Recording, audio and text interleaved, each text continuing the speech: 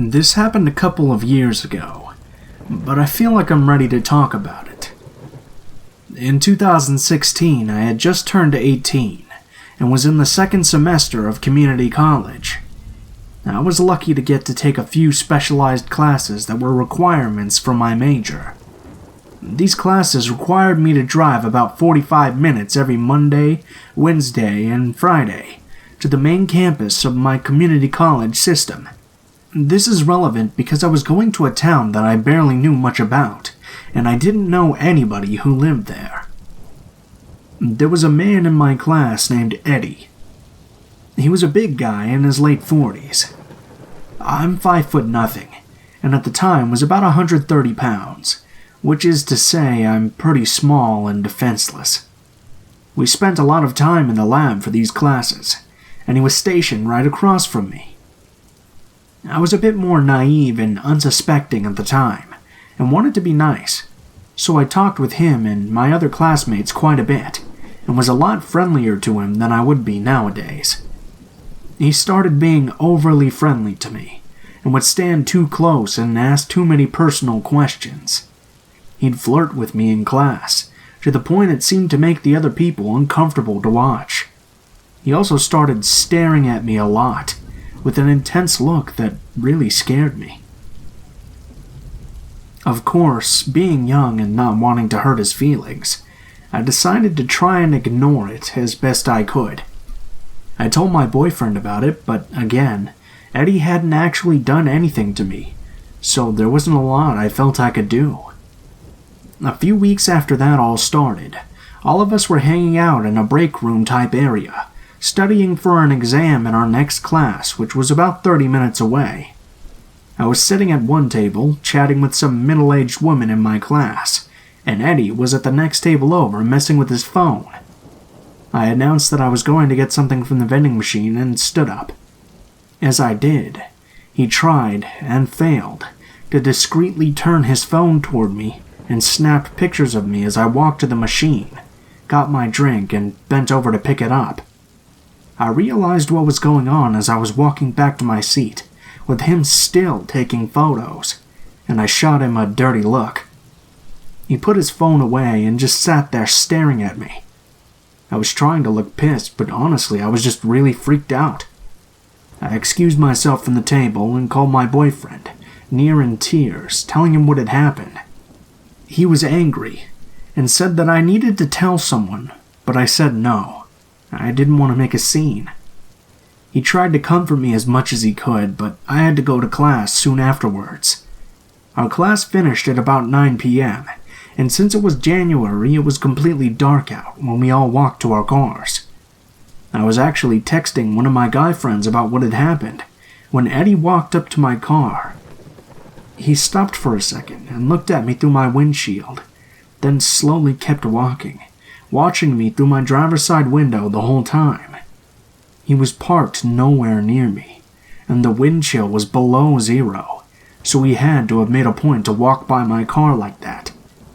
I was terrified, and with my hands shaking, I started my car and drove home as fast as I could, calling my boyfriend on the way and crying.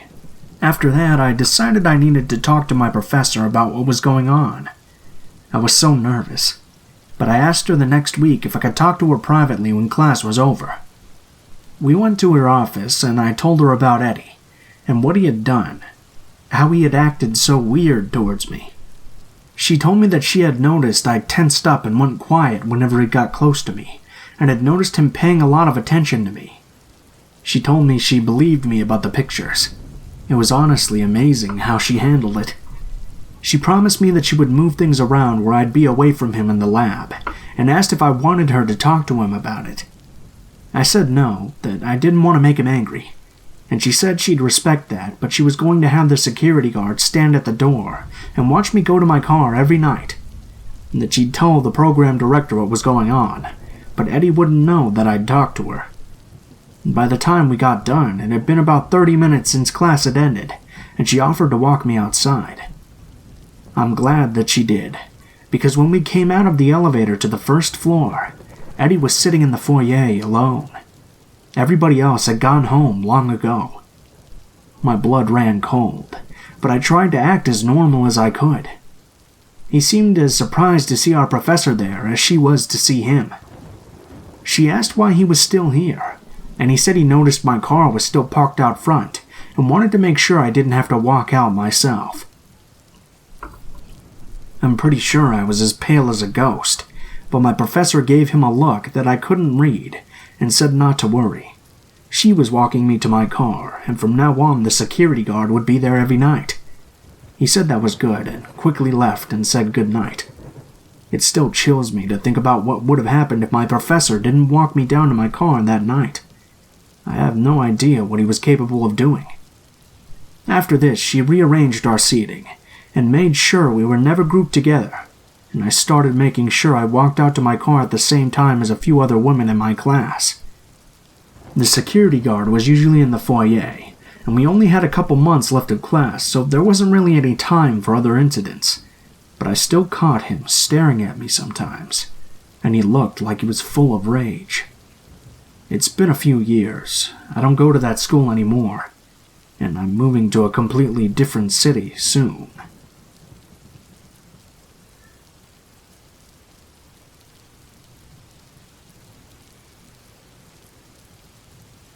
I was 23 years old, in grad school working towards my MLIS, and working part-time at the West Valley Library. I wasn't paid much at West Valley, so I applied for a position at the larger Stone River Library System, SRLS for short, and was hired there. The new position required me to work hours at the Crestmont and Cherry Lane branches, but I continued working at West Valley as well. My first shift with the SRLS was Monday night, at the Cherry Lane branch. I didn't need much training, because I was already familiar with the software they used and working with the public, but one of my new co-workers was explaining some of the more unique policies this library had, when a patron came up and asked where he could find books about World War II. My co-worker asked if I could handle the question, and I told them that I could. Before the co-worker walked away, though, he jokingly said to the patron, "Take it easy on her. She's pretty new."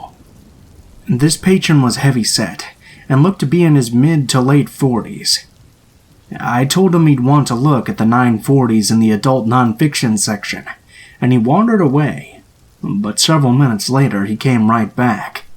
He said that he was having trouble finding the section, and asked if maybe I could help him find the specific book he wanted.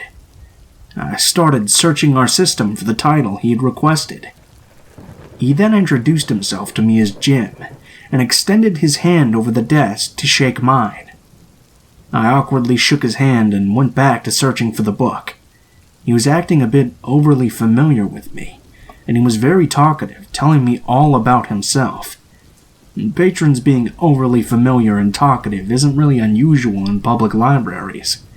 Often people come to the library just to have someone to talk to, so we're conditioned to listen to people as we work, as long as it doesn't interfere with providing assistance to other patrons. We didn't own the title he was looking for, but I told him I could place a hold on it and have it sent here from another library. I placed the hold and told him that he would get a phone call when the book arrived here for him. He then told me that the phone number on his account was his home phone, but he would prefer that we call his cell phone. I offered to change the phone number for notifications to call his cell phone number. He said that he didn't want to do that, because his wife wants calls about her books at home. He then suggested that instead, I could take his cell phone number and call him personally when the book arrives. This was a really strange request. I told him that I couldn't do that because I don't handle the items arriving from other libraries, and I'm only here on very part-time hours. He attempted a sad puppy dog face and said, "Come on, please, can't you do it for me?" I told him the best I could do was change the phone number on his account to his cell phone. He declined and didn't press the issue any further. He then asked if I could show him to the 940s in adult nonfiction. I walked across the library to the 940 section with him. I don't remember our conversation amongst the stacks, but he was clearly trying to flirt with me, and at some point he said something along the lines of, "You look so young, but you really seem to know what you're doing. It's hard to believe you're new here." I told him that I was new to this library system, but that I'd worked at another nearby for several months, and that I also work at another branch in this library system. He then dropped all pretense of looking for World War II books and started grilling me with personal questions. I tried to sidestep them as best as I could, and completely made up the few things I did tell him, but I've always had trouble politely disengaging from uncomfortable conversations like this. After 15 minutes, I told him that the library was really busy tonight, and that I needed to get back to the circulation desk. As I turned to walk out of the aisle, he grabbed my wrist to stop me, held it very tightly, and said, "You should give me your number." I was completely shaken that he'd grabbed me, and I wasn't concerned about being polite anymore. I semi-screamed, "No, I'm not interested," and yanked my arm out of his grasp. I power-walked back up to the circulation desk and into the staff room, where I then caught shit from the supervisor on duty for disappearing for almost 20 minutes. By the time my chat with the supervisor was over, Jim had already left the library.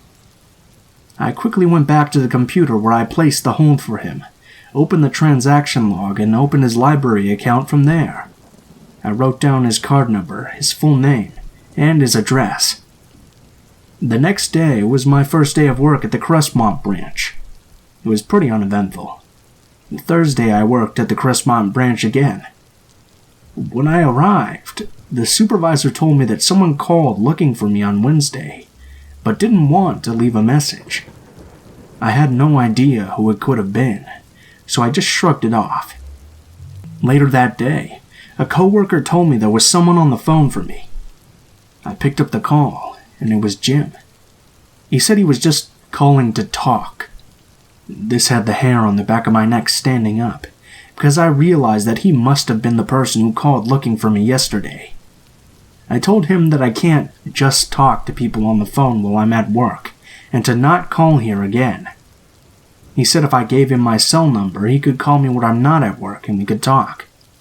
I told him that I'm not interested again, and I hung up the phone. The supervisor, overhearing this, asked what had happened, and I explained what had happened at the Cherry Lane branch. She wrote up an incident report about everything, which he sent to the director of SRLS and the supervisors at all 4 branches. Friday afternoon, though, the director of SRLS called me at home. He told me that Jim had apparently called all 4 of the branches on Wednesday and showed up at one branch trying to find me, asking where and when I would be working next. The director emailed me a letter, drafted by the SRLS's lawyer, that he planned to send Jim and asked me to read it over to make sure everything was accurate. The letter summarized the incidents from Cherry Lane on Monday and Crestmont on Thursday, warned Jim that library patrons are not permitted to interfere with a library employee while she's performing her duties, and went on to say, "If it were not apparent from the employee's tone of voice, I want to make it clear that your personal attention directed at her is unwanted. It's expected that you will not continue to seek out interactions with this employee. All future interactions you have with library employees will be based upon library services and not become personal. Failure to comply will result in you being banned from the system for a period of time commensurate to your misconduct." I told the director that I thought this might be a little bit harsh. I could just be overreacting about the whole situation. But he said that everything about Jim's interactions with me had been inappropriate, and he wanted to put a stop to this right now. I agreed that he should send the letter. On Sunday, I worked at the West Valley Library. Shortly after the library opened, I answered a phone call, and it was Jim. I was shocked and scared, because I'd never told him that I worked at this library. He said that he really wanted to see me, and if I wouldn't talk on the phone, he would come to the library so we could talk in person. I wanted to be completely clear, so I told him that I was sorry if I gave him the wrong impression, but I wasn't interested in talking to him on the phone or in person, or ever again at all. He started yelling, saying things like, "I thought you were a good person. You seem so nice. You shouldn't treat me like this." I said I had to go and immediately hung up the phone. A coworker who overheard the conversation convinced me to file a police report just in case. The police arrived shortly after that, and I sat down with them and went over everything. They told me that they were going to stop by Jim's house the next day to speak with him about the situation and see where things stand. They told me that if I see him following me anywhere, I should call 911 immediately. Monday night, I worked at the Cherry Lane branch again. I was kind of nervous that Jim might come in since he knew I would be working there, and because he had probably just received a warning letter from my boss and a visit from the police. But he didn't show up. My coworkers and I walked to the staff parking lot together after closing, and as we approached our cars, I saw that my car's hood had been popped. We got closer, and I saw that all 4 windows plus the front and rear windshields had been smashed in. There were also dozens of deep dents to the metal panels, and cracks and holes punched through the bumpers and other plastic sections of my car. Inside, it looked like someone had poured bleach all over the black cloth seats. Before I could even process what I was looking at, my legs stopped supporting me. I collapsed onto the blacktop and immediately threw up. This is the first and only time in my life I've experienced actual panic. My coworkers hoisted me back up and dragged me back to the library where they called 911. When the police arrived, I told them about Jim. They located Jim's car several blocks away, and inside it they found empty bleach containers, a hammer, and a full set of his clothing: shoes, socks, pants, underwear, a shirt, and a sweater. When they visited his house, his wife told the police that he was at a local bar watching a football game. The police were never able to locate Jim, and as far as I understand, he never returned to his house or his wife. I didn't stick around to find out, though. Over the next 2 days, I quit both of my jobs, dropped out of school, broke my apartment lease, and moved several hundred miles away. But now I carry pepper spray. I'm a black belt in Krav Maga, and I don't run from threats anymore.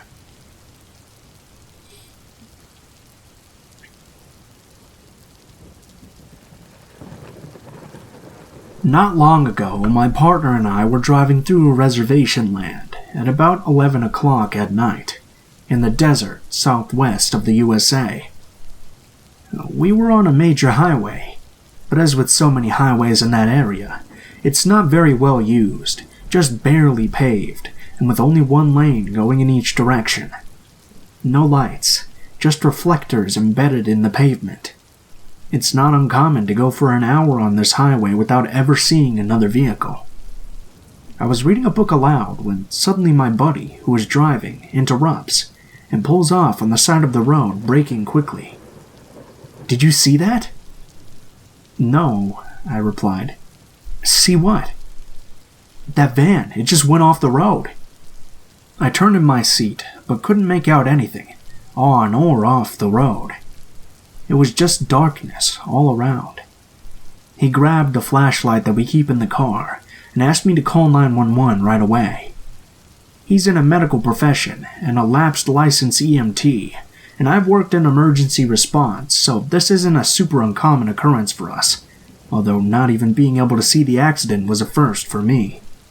I got on the phone with 911 immediately and set about trying to find a mile marker using my phone as a flashlight, eventually settling for giving them approximate GPS coordinates, as I had very little coverage and my GPS was acting flighty in that area. The dispatcher asked me to cross the highway carefully and try to ascertain the status of the passengers, since they had gone straight over a hill and presumably into the canyon below. I stayed on the line while I trudged over the sand dunes on the opposite side of the highway. I was a bit nervous to be walking this area in sandals, as we had just recently been discussing the rattlesnake population in the region. I couldn't really see where I was going and answer the dispatcher questions at the same time, but the scrubby vegetation gave me some purchase. Finally, I crested the largest dune, and I could see the outline of the accident site. On the road, The moonlight was blocked by the dunes, but on this side it was strangely bright. It took my brain a moment to make sense of what I was seeing. They had been lucky. The van had turned on its side and slid, and the friction from the dunes had just barely prevented the entire thing from going over the edge into the massive canyon below. My partner called out to me and asked me to check on the woman in the van, and I saw that next to him, standing with scarecrow-like stiffness, was a young man. He looked dazed and didn't seem to be answering any questions. I got the darkest vibe off of that guy that I've ever encountered. I felt goosebumps crawling up my back, and it was like there was a permanent ring of shadows around him. I felt very uneasy, knowing that either of us were anywhere near him, and made a point to keep visually checking up on them. I proceeded to the site and around the van, and called out to identify myself. I heard the voice of a woman inside, and as I walked around the windshield, I could see her. She was crouched in the passenger cabin, clearly in shock, her feet bleeding as she shifted back and forth in the broken glass of the driver's side window. A tall, willowy woman, thin and pale with dark hair. There was also a massive wolfhound panting. It appeared equally stunned.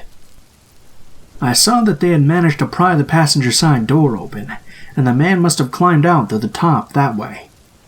The woman spoke with me for a time, calmly and with an urgency I couldn't quite identify in her voice, and I relayed the information to the dispatcher. Yes, it was just the two of them. No, they don't seem to be seriously injured. Nobody had fallen asleep at the wheel. They were on their way to Texas to visit family. They were living out of the van. What I remember most clearly is that I made a couple of attempts to convince her to climb out of the roof or through the back to clear away from the van just to be safe, but she refused each time. She said that she didn't want to leave the dog. There was something wrong about her demeanor. People react differently to stress, and she seemed alert and competent, so I put it in the back of my mind. But I kept being struck by a strangeness in her handling of the situation. Dispatch and I agreed that the paramedics could probably easily break the windshield to free them, and there was no sign of fuel, so it was fine for her to stay in there until they arrived. Once I double-checked that she was secure and wasn't going anywhere, I handed off the phone to my partner while I went to wave out the paramedics. They had accidentally passed the site and were backing towards us from farther up the highway, looking for our flashlight thanks to the dispatcher. They pulled up a ways from the site, and I began to brief them. We all heard dispatch come over the radio. Please be advised that the male passenger is AMS and considered dangerous. AMS stands for altered mental status, suggesting that someone isn't in the normal frame of mind for any variety of reasons. We all stopped in our tracks. The paramedics exchanged a glance, and one went back to the ambulance for additional equipment. I was eager to get back to my partner to make sure he hadn't communicated that to dispatch out of concern for his safety, but when we arrived on site, they were still talking quietly. I went to my car to find shoes for the woman. The passengers were placed in different ambulances, and the police arrived to take interviews all around. Just as we were about to leave, an officer taking our statements turned to us and says, "It's real messed up. I guess she was driving and he wanted to kill them both, so he grabbed the wheel and overpowered her. It's lucky either of them are alive." After a couple of hours, when we were back to driving, my partner proceeded to fill in the details. When he first got to the scene, the woman was yelling that he had tried to kill her and to please not leave her alone with him. She also said that if he got out, he needed to be restrained and that he was a danger to himself and others. The man was very eager to be let out of the vehicle. Bewildered, my partner had nonetheless helped the guy pry the door open, and once he was out, the guy had just clammed up and wouldn't do much more than nod or shake his head in response to anything. He kept fearing that the guy might take off and get lost in the desert, but in the end he had waited. He said the guy had seemed agitated, so he was doing his best to keep him engaged and distracted until help could arrive. It was chilling to realize that what we had thought was an accident was actually a murder-suicide attempt. I really wanted to accompany the woman to the hospital, but for unrelated reasons we couldn't remain. We went back that way during the day on a return trip a week later. We pulled over at the side and climbed over the dunes to see whether they had managed to tow the van over all that sand, and sure enough, it was gone. What was unnerving was the realization, upon seeing the landscape during the day, that if he had chosen any other spot to grab the wheel, for miles in both directions, they would have gone over the cliff almost instantly. In the dark, there was no way for him to tell, but he had chosen the only spot where they could have survived the incident. My partner then told me they had gone off the road when they were nearly opposite our little sedan on the highway. If the guy had opted for a head-on collision instead of the off-the-cliff option, we would have both been toast. It was a sobering thought. I think of the woman I met that night often, and of her wolfhound being gingerly coaxed into the back of the police car. I really hope that they're in a much better place now. As for the guy who tried to kill them all, I certainly hope that he gets the help he needs.